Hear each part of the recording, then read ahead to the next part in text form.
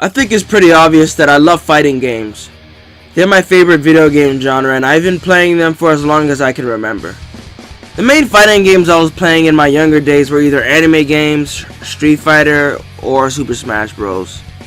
I've played other fighting games like Tekken and Soul Calibur, but I've never really been as invested in them like I was with the Dragon Ball and Naruto games. When I was younger, my older brother owned a PSP. He had a bunch of games, and one of them were BlazBlue Calamity Trigger. BlazBlue Calamity Trigger was a unique game because it came out at a time that fighting games that use sprites weren't too prevalent. The only other sprited fighting game at the time that I can think of was King of Fighters 12. I think it's 12. Yeah, 12. Although the game was on PSP and the graphics weren't as good as its console counterpart, I found the game's animation intriguing. I wasn't really into the BlazBlue series until I started collecting my own copies of the game. I got BlazBlue Continuum Shift Extend 2 for the PSP on my birthday. I spent a lot of time playing Shin Budokai, Street Fighter Alpha 3, and BlazBlue on my PSP. Just because of those games, I felt that the PSP was a way better handheld than the Nintendo DS. One Black Friday, my older brother and I went over to GameStop. There I picked up Tekken Tag Tournament 2, which was new at the time, and BlazBlue Continuum Shift Extend for the Xbox 360. I was a bit confused because I had Continuum Shift Extend 2 for the PSP. Both games were basically the same. The one I had on PSP just happened to be an updated version of the one I purchased on Xbox 360. Sort of like how Street Fighter releases updated versions of, of its games. So I played through parts of the story and I really enjoyed it. It turns out that none of the copies of BlazBlue that I owned were the first. It turns out my older brother owned the first ever game on the PSP. So I purchased BlazBlue Calamity Trigger on the Xbox 360. One day my older brother downloaded a new game on his PS3. It was called Persona 4 Arena. We knew nothing about Persona, but one thing was for certain. The people that made BlazBlue definitely made this one. I didn't know any of the Persona characters, but I found myself leaning more towards Shadow Labrys. The fact that there was an evil version of this chick reminded me so much of Evil Ryu. I played the game with my brother and it happened. He hit me with an instant kill.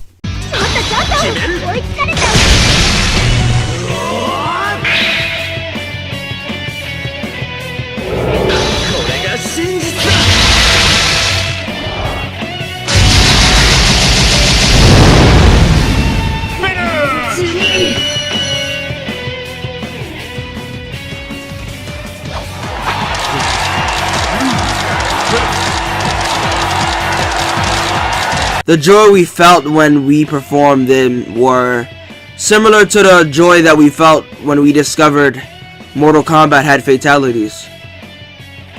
Then it occurred to me, if this game has instant kills, BlazBlue must have them too. I was right. I'll show you the power of the Azure! I'll show you. There is the man.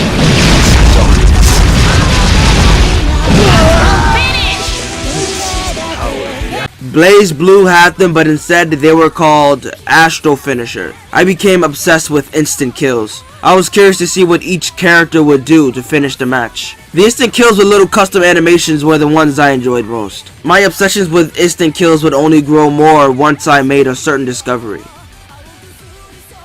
My older brother downloaded BlazBlue Chrono Phantasma to his PS3 and we went a couple of rounds. Of course, most of the matches was just me trying to get the correct conditions to perform an Astro Finisher. One day, he was watching some BlazBlue Astro Finishers on his phone on YouTube, and in his recommended list, there was a compilation of instant kills from another game. It was called Guilty Gear Xrd.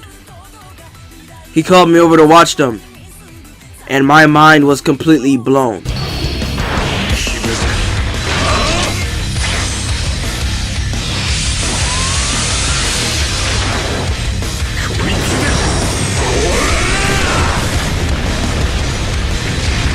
destroyed. この程度か。まだミディアムレアなんだがな。So, win. I think I was a bit more surprised than I should have been, because at the time, my dumbass thought that those are sprites. So you can imagine that my mind was blown. After a while, I laid off BlazBlue and was playing other games.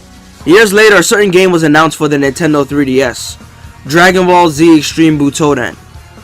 At the time, there was a lot of hype surrounding Hyper Dragon Ball Z, which was a fan-made Mugen game that had Dragon Ball Z characters fighting in a Street Fighter format. Now there was an official new Dragon Ball Z fighting game that used sprites. Those sprites were real good. A matter of fact, those sprites are still being used by people today. I did ass loads of research on the game until I found something. The developer of this game was Bandai Namco, but the graphics were worked on by a completely different company. Arc System Works. I looked up Arc System Works and my jaw dropped once I figured out that they were the company behind the fighting games I enjoyed. But it went even deeper than that. I found out that BlazBlue was not my first ArcSys game I played. Years before I even knew what BlazBlue was, I've been playing Dragon Ball Z Supersonic Warriors on the Game Boy Advanced. I used to be hooked on that game. It was actually one of my favorite Game Boy games ever. That wasn't it though. Dragon Ball Z is my favorite anime of all time. But there was another anime that I was crazy about, and I still am to this day.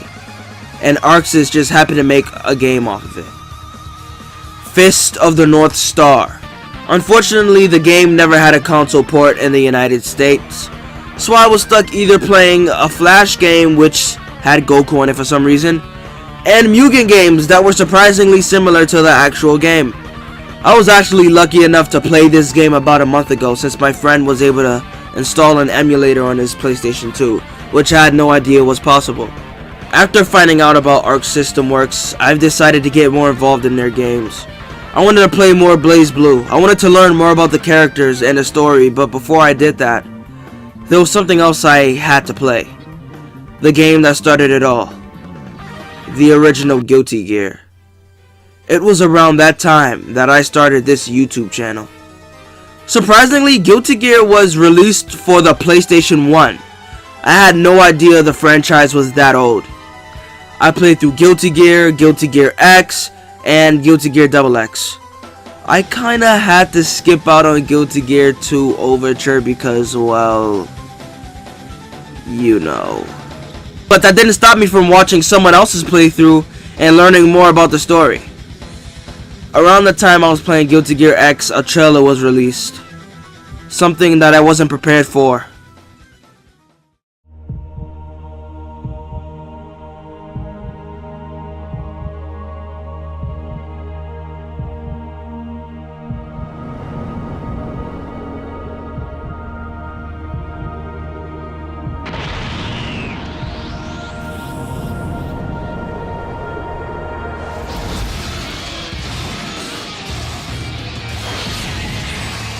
The trailer for Dragon Ball FighterZ was released. This game looked astounding. Later I heard people making comparisons to a Guilty Gear game that I haven't gotten to. Guilty Gear Xrd. Once I watched some Guilty Gear Xrd gameplay, I remembered my first reaction being, wait, those aren't sprites? Holy shit, those aren't sprites! Those cel-shaded graphics were on point. The only other cel-shaded game that could rival this that I know of was the Naruto Ultimate Ninja Storm series, and even then, the Arc System games just looked way better. I've been playing Guilty Gear Xrd for a while, not only because I was gonna play through every Guilty Gear game that I could anyway, but also because it was the closest thing to Dragon Ball FighterZ that we had at the time. Luckily, Dragon Ball FighterZ had an open beta. I played it. I fell in love with it. When I got my hands on the actual game, well, you know. I think it's safe to say that Dragon Ball FighterZ is my most favorite video game of all time. and also the best Dragon Ball game period. Fight me.